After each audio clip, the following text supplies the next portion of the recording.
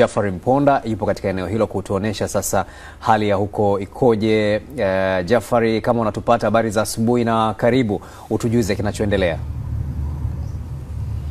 Na asante sana Goodluck Paul, habari za asubuhi ni njema kabisa, na hususan katika eneo hili la Buguruni hapa hali kama inavyoonekana, eneo hili huwa lina pirika za watu wengi, lakini hata msururu wa magari katika eneo hili eneo hili huwa unakuwa mkubwa sana, lakini kwa wakati huu unashuhudia mwenyewe kwa barabara hii ya Mandera kukiwa na magari machache kabisa, hali kadhalika kwa barabara hii ya Mandera, lakini kwa yale magari ambayo yanatokea eneo la Temeke bandarini nako likiwa tupu kabisa. Eneo hili hakuna pirika zozote zile, na hii inaashiria ya kwamba watu wametii lile agizo la kutimiza wajibu wa kupiga kura, kwa maana ya kwamba wapo hivi sasa kwenye maandalizi ya kuhakikisha ya kwamba inapofika saa 1 kamili wakati vituo vinafunguliwa, basi wao wanakuwa tayari kabisa kutimiza wajibu wao wa kikatiba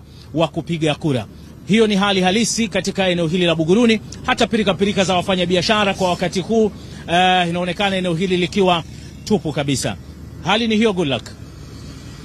Tunakushukuru sana. Bila shaka wakati ambao vituo vinafunguliwa tutakwenda kuona sasa vituoni hali ikoje. Najua umejizatiti kutuletea kile ambacho kinaendelea katika maeneo mengi hapa Dar es Salaam. Shukrani sana Jeff. FM kutoka Tabata, Dar es Salaam.